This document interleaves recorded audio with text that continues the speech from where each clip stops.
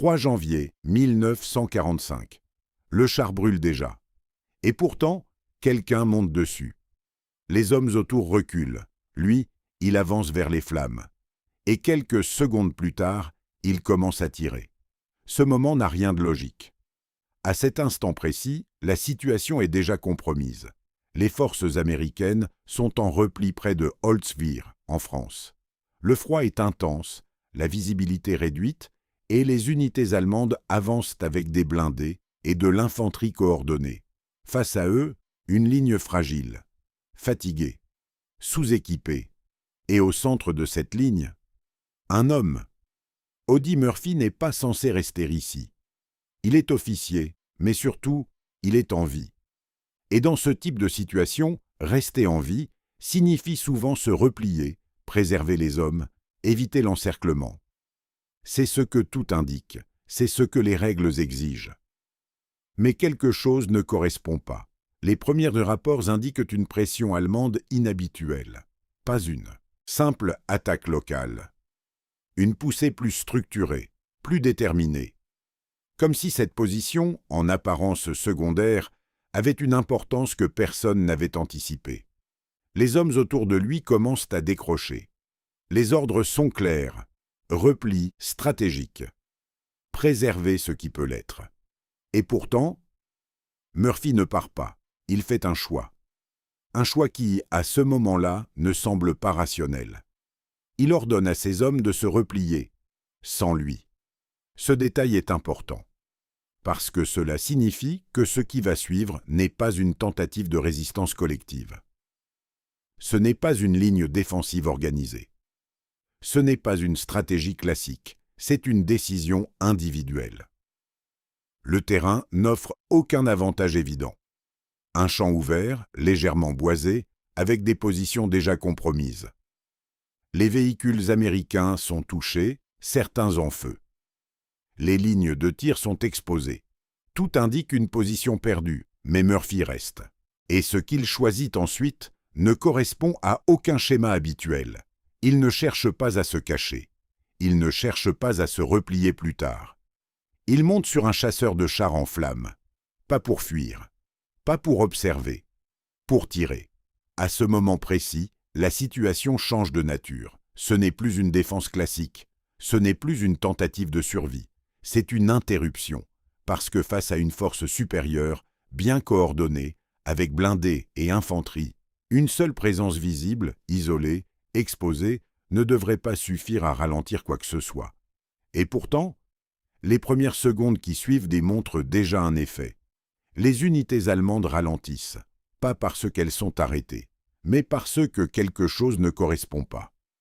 Une résistance isolée ne devrait pas être aussi précise, et c'est là que commence le décalage, parce que ce qu'ils voient ne correspond pas à ce qu'ils comprennent, et ce que Murphy est en train de faire ne cherche pas à détruire, il cherche à changer le rythme, il ne tire pas au hasard. Chaque rafale est courte, contrôlée, dirigée vers un point précis. Depuis le chasseur de chars en flammes, la position est instable. La chaleur est intense. Les munitions à l'intérieur peuvent exploser à tout moment. Le métal chauffe, les flammes montent, et pourtant, il reste. Parce que cette position lui offre quelque chose d'unique, un angle dégagé sur l'axe d'avancée allemand, une ligne de tir qu'il n'aurait pas au sol, une visibilité que les autres positions déjà abandonnées ne peuvent plus fournir. C'est cet avantage, fragile et temporaire, qu'il exploite. Les forces allemandes avancent avec logique, infanterie en progression, blindés en appui, une structure cohérente conçue pour absorber une résistance normale. Une ligne qui avance, s'adapte, contourne. Mais ici, la résistance n'est pas normale. Les premiers impacts sont précis, trop précis pour une position isolée. Ils ne frappent pas les éléments les plus visibles. Ils ciblent ce qui maintient la progression fluide. Les hommes qui coordonnent, qui guident, qui donnent le rythme. Et très vite, ce rythme se brise. Pas complètement, pas encore, mais suffisamment pour créer une hésitation. Les unités avancées ralentissent, les distances se resserrent, les ordres deviennent moins clairs. Ce n'est pas le chaos, mais ce n'est plus une avancée maîtrisée. Et c'est exactement ce que Murphy cherche. Il ne peut pas arrêter une armée, mais il peut la désynchroniser. C'est une différence essentielle, parce qu'une force coordonnée avance vite. Une force désorganisée perd du temps. Et le temps, ici, devient le facteur décisif. Il change légèrement de cadence. Moins de tirs, puis soudain une rafale précise. Il ne maintient pas une pression constante. Il crée une incertitude. D'où vient la menace? Combien sont-ils? Quelle est leur position réelle? Parce que dans ce type de combat, la perception compte autant que la réalité. Les Allemands cherchent une ligne. Ils cherchent plusieurs positions. Ils ne cherchent pas un seul homme. C'est cette erreur qui lui donne un avantage. Pendant qu'ils élargissent leur dispositif, ils restent focalisés. Ils ne se déplacent presque pas. Ils ne changent pas de position de manière visible. Il exploite la stabilité de son angle, même si cette stabilité repose sur un véhicule en feu. C'est un équilibre dangereux. Chaque seconde augmente le risque. Mais chaque seconde ralentit l'ennemi. Et ailleurs, ce ralentissement commence déjà à produire ses effets. Les unités américaines, en repli, ne fuient pas au hasard. Elles se repositionnent. Elles prennent de nouvelles lignes. Elles se réorganisent. Mais pour que cette réorganisation fonctionne, il faut du temps. Et ce temps, Murphy est en train de le créer. Pas en détruisant, pas en avançant, en bloquant le moment. Les transmissions radio continuent. Il appelle l'artillerie, coordonne les tirs à distance, malgré la pression, malgré la visibilité réduite. Les obus tombent plus loin, derrière les lignes ennemies, perturbant encore davantage leur progression. Ce n'est plus une simple défense, c'est une combinaison, une présence visible et une menace invisible. Et ensemble, elles créent quelque chose que l'ennemi ne peut pas ignorer, une contrainte. Et tant que cette contrainte existe, l'avancée ne peut pas redevenir fluide, mais ce type de situation ne dure jamais longtemps, parce que tôt ou tard, la réalité s'impose. Et lorsqu'elle s'impose, la position devient intenable. La réalité s'impose progressivement, pas d'un seul coup, mais par accumulation. Les unités allemandes commencent à comprendre que la résistance est localisée. Les angles de tir deviennent plus précis. Les trajectoires se resserrent. Ce qui était une incertitude devient une hypothèse crédible, une seule position. Et cette hypothèse change tout, parce qu'à partir du moment où la menace est identifiée, elle peut être traitée, encadrée, réduite. Murphy le perçoit immédiatement. Le rythme des tirs adverses évolue, moins dispersé, plus concentré. Les impacts se rapprochent. Les zones qu'il utilisait pour rester imprévisibles disparaissent lentement. Ils apprennent. Et à mesure qu'ils apprennent, son avantage diminue. Il ne peut plus simplement perturber. Il doit maintenant tenir. C'est une transition critique, parce que tenir une position exposée, sans couverture réelle face à une force supérieure, n'est pas une stratégie durable. C'est une contrainte temporaire. Une décision qui n'a de sens que si elle s'inscrit dans quelque chose de plus large. Et c'est exactement le cas. Derrière lui, les unités américaines continuent de se repositionner. Les lignes se reforment, les communications se stabilisent. Ce qui ressemblait à une fuite devient une réorganisation. Mais cette transformation prend du temps, et ce temps reste fragile. Sur le terrain, la pression augmente. Les Allemands commencent à utiliser leurs blindés de manière plus directe. Pas pour avancer rapidement, mais pour couvrir, pour fixer, pour empêcher tout mouvement. L'infanterie suit, plus prudente, plus méthodique. Ils ne cherchent plus à avancer vite, ils cherchent à éliminer la résistance. Murphy ajuste son comportement, moins de tirs, plus de silence. Il attend, laisse les unités ennemies s'engager légèrement, puis intervient à nouveau au moment précis où la cohésion commence à se reformer. Pas pour les arrêter, pour les ralentir. Encore, chaque intervention est plus risquée que la précédente. Les angles sont réduits, les marges inexistantes, le véhicule sous lui continue de brûler. La chaleur devient un facteur, le temps, un ennemi. Mais il reste, parce qu'il comprend quelque chose de simple. Ce n'est plus une question de position, c'est une question de moment. S'il cède maintenant, la pression se libère immédiatement. Les unités ennemies avancent, le rythme revient. Ce qui l'a perturbé se rétablit, et ce délai, difficile à construire, disparaît. Alors il continue, pas pour gagner, pas pour repousser, pour maintenir une rupture dans la logique ennemie.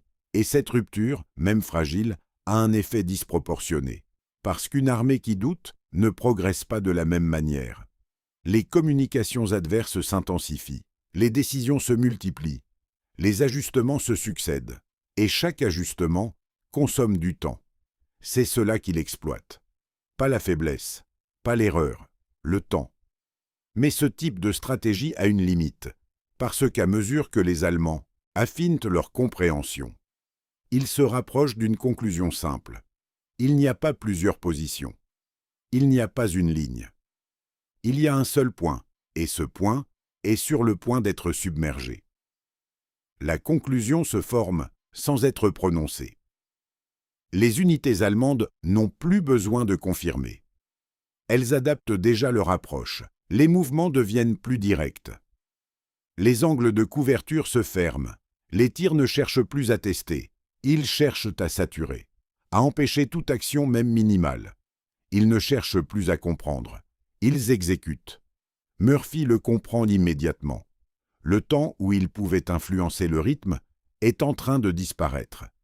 La position est désormais connue, exposée, isolée. Et pourtant, il ne change pas d'objectif. Parce que ce qu'il fait depuis le début ne dépend pas de sa survie immédiate. Cela dépend du délai qu'il peut encore créer. Il réduit ses engagements, moins de temps et se tire. Plus d'attente.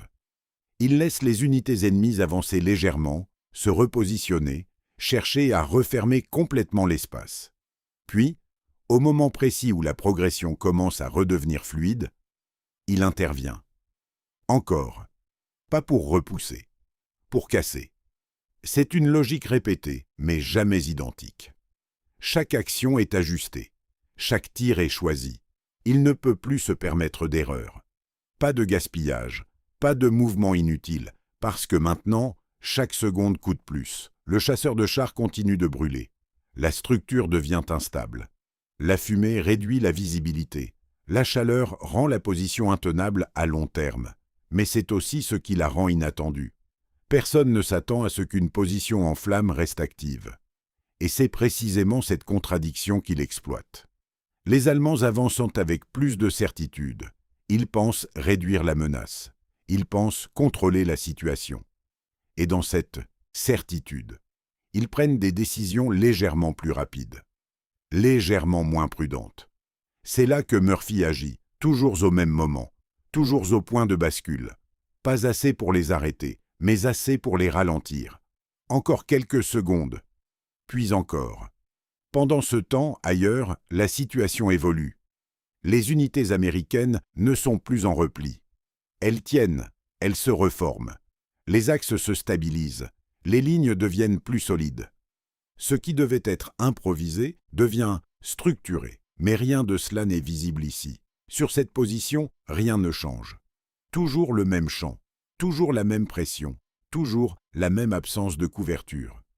Et pourtant, l'équilibre global commence à se modifier, parce que ce qu'il retarde ici permet autre chose ailleurs. Et plus ce délai s'allonge, plus les conséquences deviennent importantes. Mais sur le terrain, la marge disparaît. Les tirs ennemis se rapprochent. Les impacts sont plus précis. Les tentatives de débordement apparaissent. Coordonnées, progressives, inévitables. Ils ne cherchent plus à ralentir. Ils cherchent à finir.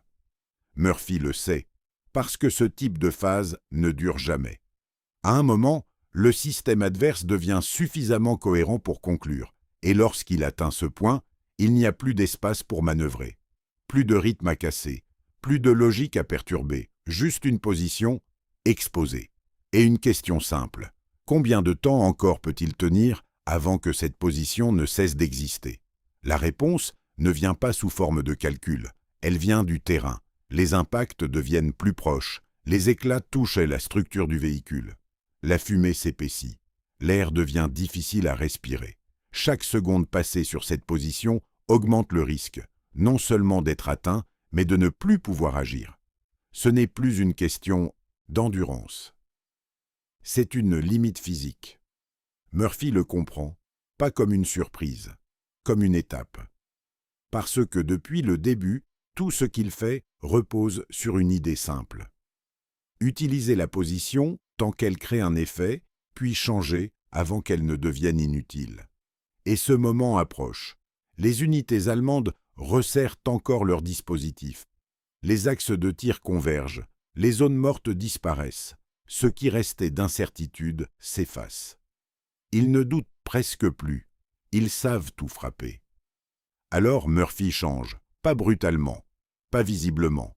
Il réduit encore son activité. Les tirs deviennent plus rares, les silences plus longs.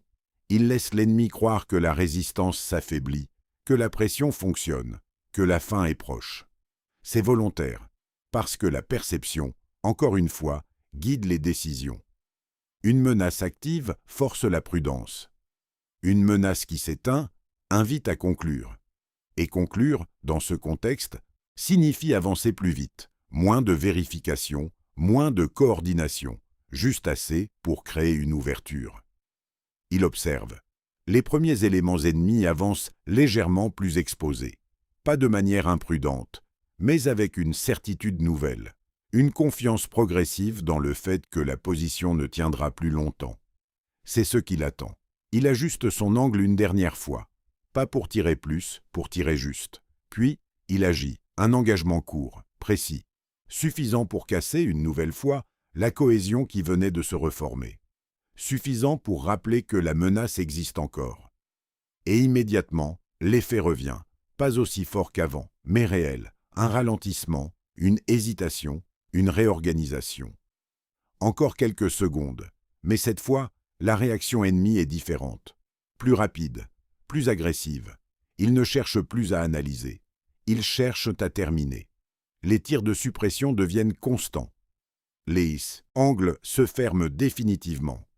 Les tentatives de débordement se concrétisent. L'espace disparaît. La position n'est plus seulement exposée.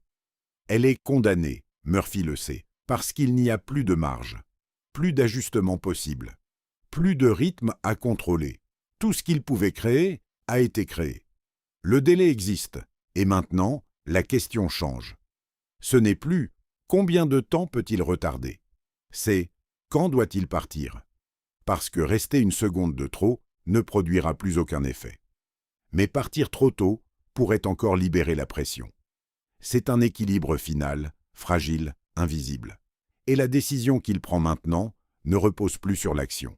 Elle repose sur le timing. Le moment ne se signale pas clairement. Il n'y a pas de rupture nette, pas de silence soudain. Mais quelque chose change. Les tirs ennemis restent présents, mais leur logique évolue. Ils ne cherchent plus à découvrir, ils saturent. Ils couvrent chaque angle, chaque espace. Le dispositif est désormais complet, fermé, structuré. Et dans ce type de configuration, une position isolée ne peut plus influencer. Murphy le comprend. Pas parce qu'il reçoit un ordre, parce que les conditions ont changé. Le délai qu'il devait créer existe déjà. Ailleurs, les lignes se sont reformées. Les unités américaines ont repris une cohérence. Ce qui était en fuite est devenu une défense organisée. Ce qui était fragile tient désormais. Il ne voit pas ces lignes, mais il peut les déduire, parce que la pression ici correspond à une tentative de conclusion rapide, une accélération. Comme si, pour l'ennemi aussi, le temps devenait un problème. Et cela confirme une chose. Ce qu'il a fait a eu un effet. Alors il agit, pas pour attaquer, pas pour retarder encore, pour sortir. Le mouvement est immédiat mais contrôlé. Il quitte le chasseur de chars en flammes. La chaleur derrière lui devient secondaire. Le terrain devant lui devient prioritaire. Chaque pas est calculé. Il ne court pas au hasard. Il ne cherche pas la vitesse maximale. Il cherche l'angle le moins exposé. Celui qui n'est pas directement couvert. Celui qui existe, mais seulement pour quelques secondes. Parce que même maintenant, il continue de lire. Les trajectoires, les intervalles, les zones où l'attention ennemie est la plus forte, et celles où elle l'est un peu moins. C'est dans cet écart qu'il avance. Les premières secondes et les premières secondes sont critiques. Aucune réaction immédiate. Puis un ajustement. Des tirs se déplacent légèrement. Pas une poursuite directe. Plutôt une correction. Comme si la disparition de la menace principale n'était pas encore totalement intégrée. C'est ce décalage qui lui donne de l'espace. Il continue. Distance après distance. Utilisant les irrégularités du terrain. Les creux, les lignes basses, les éléments qui, quelques minutes plus tôt, ne servaient à rien, mais qui maintenant deviennent essentiels. Il ne regarde pas derrière, parce que regarder ralentit. Et ralentir expose. Les tirs restent présents, proches parfois, mais moins concentrés, moins précis. La pression existe toujours, mais elle n'est plus focalisée sur lui. Elle se disperse, parce que la priorité ennemie change. Il ne cherche plus seulement à neutraliser une position, ils cherchent à comprendre pourquoi cette position a tenu si longtemps. Et cette question détourne leur attention. Murphy atteint enfin une zone plus protégée, pas totalement sûre, mais suffisante pour sortir du point de fixation qu'il représentait. Il s'arrête, pas longtemps, juste assez pour reprendre un contrôle complet de la situation. Son arme, sa direction, son environnement, puis il continue, parce que ce qu'il a fait jusqu'ici ne s'arrête pas avec la sortie. Il reste encore une étape, pas pour changer l'issue globale, mais pour s'assurer que ce qu'il a créé est définitivement exploité. Et cette étape ne dépend plus du feu. Elle dépend de ce qui vient après. Le déplacement ne marque pas la fin. Il marque une transition. Murphy ne rejoint pas immédiatement une position sécurisée. Il ne cherche pas à s'éloigner le plus vite possible. Il reste dans une zone intermédiaire. Un espace où il peut encore observer, encore comprendre, sans être au centre. Parce que ce qu'il a fait jusque-là doit être vérifié, pas officiellement, pas par un rapport, par le terrain. Il observe les mouvements ennemis, leur rythme, leur direction et surtout leur intention. C'est là que la différence devient visible. Les unités allemandes ne progressent plus avec la même cohérence. Elles ne cherchent plus à exploiter immédiatement le couloir. Leur attention est divisée. Une partie reste focalisée sur la zone qu'il occupait. L'autre se redéploie.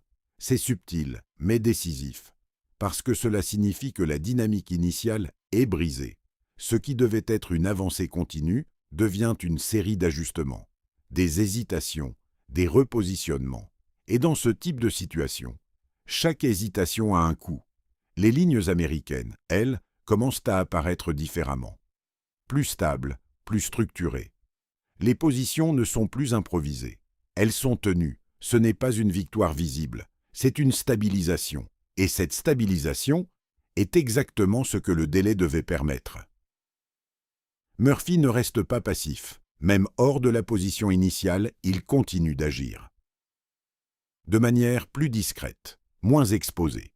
Il utilise des angles secondaires, des lignes de tir plus limitées, mais suffisantes pour maintenir une présence. Pas pour relancer l'engagement, pour confirmer que la pression existe encore, parce que si l'ennemi croit que la menace a disparu, il peut réaccélérer. Alors, il intervient, ponctuellement. Un tir, puis silence. Juste assez pour maintenir le doute. C'est une extension de ce qu'il a fait auparavant, mais à une échelle différente, moins intense, plus contrôlée, plus indirecte. Et l'effet est là. Les unités ennemies ne retrouvent pas leur rythme initial. Elles restent prudentes, fragmentées. Leur progression n'est plus une ligne, c'est une série de tentatives. Et chaque tentative prend du temps. C'est ce temps qui permet aux forces américaines de compléter leur réorganisation, d'aligner leur défense, de transformer une situation fragile en quelque chose de solide. Mais pour Murphy, la situation reste instable. Il n'est plus exposé de la même manière, mais il n'est pas en sécurité. Les tirs peuvent encore le trouver. Les mouvements ennemis peuvent encore converger. Et surtout, il est encore seul. Pas isolé comme avant, mais sans soutien. Immédiat, chaque décision reste individuelle. Chaque action repose sur sa lecture du terrain. Comme depuis le début, mais la différence est importante. Il ne porte plus le poids principal. ce qu'il devait contenir est désormais pris en charge ailleurs. Et cela change tout. Parce que pour la première fois depuis le début, il peut réduire son influence sans risquer de tout faire basculer. Alors il le fait. Progressivement. Moins d'engagement, plus d'observation. Il laisse la situation évoluer sans intervenir systématiquement.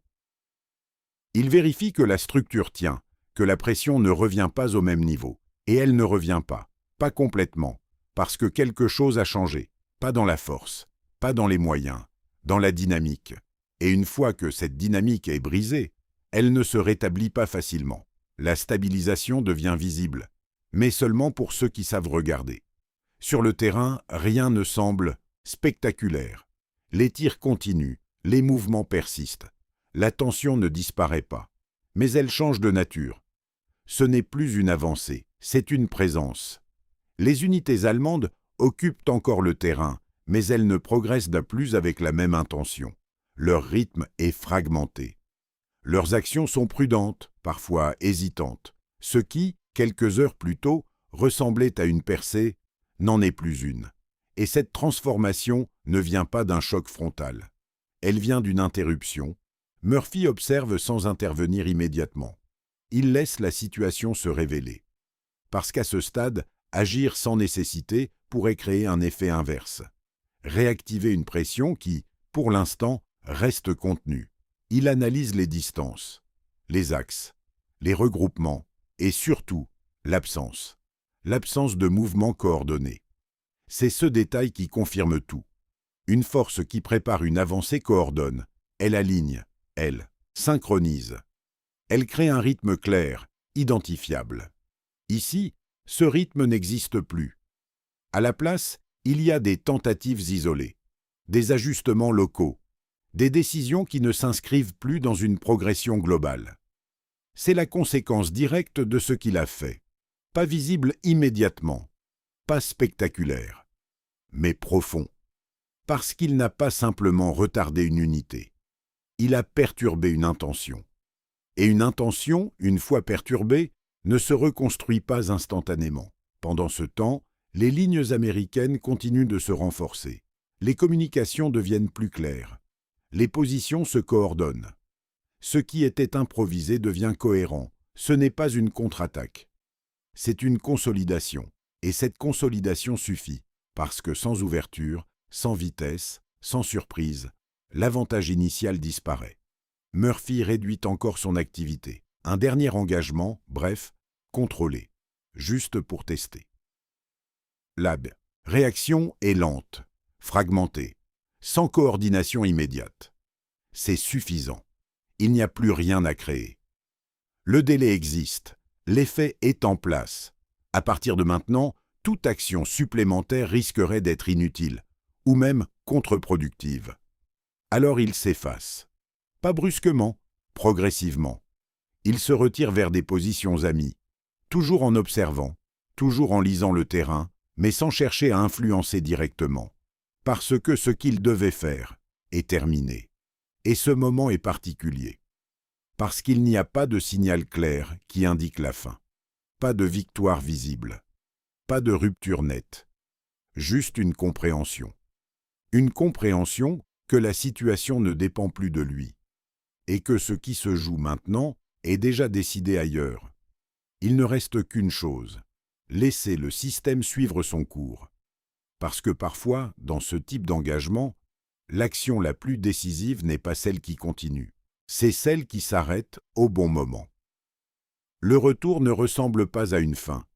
Il n'y a pas d'arrêt net, pas de ligne claire entre l'action et ce qui vient après. Murphy rejoint progressivement les positions américaines. Les visages sont tendus, fatigués, concentrés. Les hommes qui tiennent désormais la ligne ne voient pas encore l'ensemble. Ils voient seulement que la pression a changé. Moins directe, moins continue, mais toujours présente. Les communications circulent, les informations se croisent. Ce qui, quelques heures plus tôt, était confus, devient lisible. Les rapports arrivent, s'assemblent, prennent forme. Et dans ces rapports, un détail revient. Un point de fixation. une résistance isolée, maintenue plus longtemps que prévu. Pas une ligne, pas une unité, un point.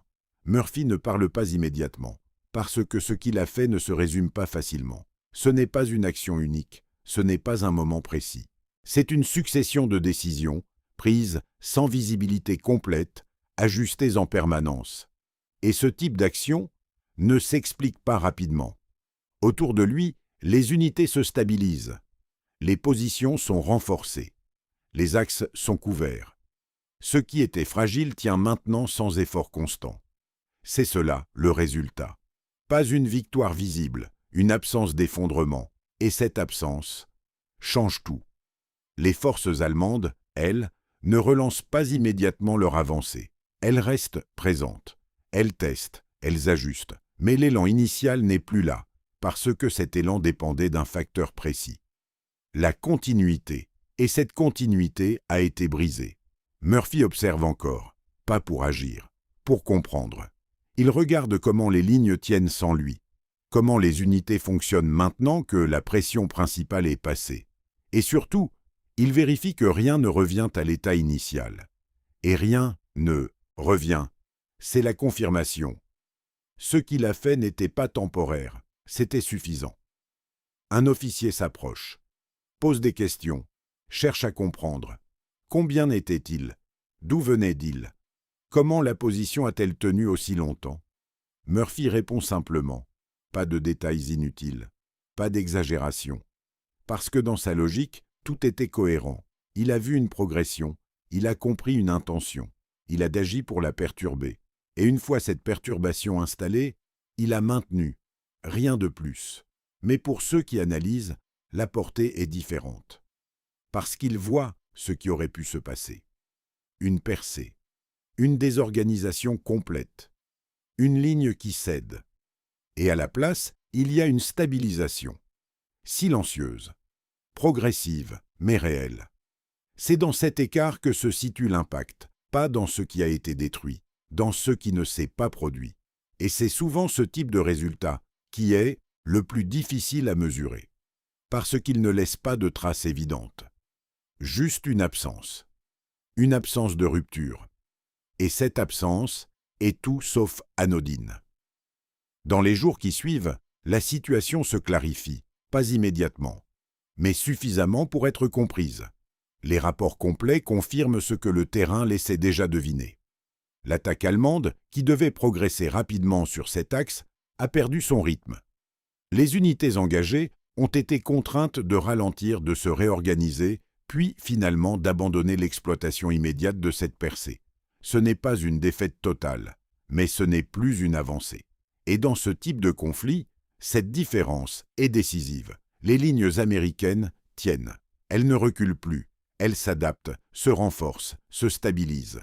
Ce qui, quelques heures plus tôt, était vulnérable, devient solide. Le moment critique est passé. Et ce moment ne correspond pas à une bataille spectaculaire.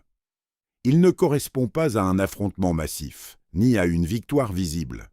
Il correspond à une interruption suffisamment longue pour changer le résultat.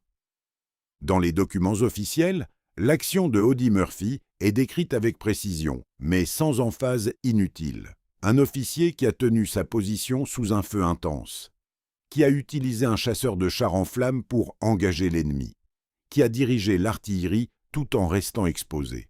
Les faits sont là, clairs, vérifiables, mais ce qu'ils décrivent dépasse la simple action, parce que ce qui a été fait ce jour-là ne consiste pas seulement à tirer ni à résister. C'est une lecture, une capacité à comprendre une situation incomplète, à anticiper ses conséquences et à agir avant que ces conséquences ne deviennent visibles pour tous. Ce n'était pas une question de puissance, pas une question d'équipement, c'était une question de timing. Savoir quand agir, savoir combien de temps tenir, et surtout, savoir quand arrêter. Un officier dira plus tard, en analysant l'événement, il n'a pas arrêté une armée, il a empêché un moment de se produire. Cette phrase résume tout, parce que sur le terrain, aucune armée n'a été détruite, aucune force entière n'a disparu. Les unités allemandes sont restées capables, organisées, dangereuses. Mais ce qu'elles n'ont pas pu faire, c'est avancer au moment où cela comptait le plus. Et dans un conflit où chaque minute peut redéfinir une ligne entière, empêcher ce moment suffit. Lorsqu'on lui demande, plus tard, ce qu'il a fait exactement, Murphy ne donne pas de réponse détaillée. Il ne parle pas de stratégie, il ne parle pas de calcul. Il dit simplement « j'ai simplement fait ce que je devais faire ». Pas comme une formule, comme un constat. Parce que pour lui, à cet instant précis, il n'y avait pas plusieurs options claires. Il y avait une situation et une réponse. Et cette réponse, personne ne pouvait la décider à sa place. C'est cela qui reste. Pas l'image d'un homme face à une armée. Pas une scène spectaculaire, mais une idée plus inconfortable. Que parfois, dans des moments critiques, le cours des choses dépend d'une seule décision. Une décision prise sans garantie, sans certitude, et dont les conséquences ne deviennent visibles que bien après.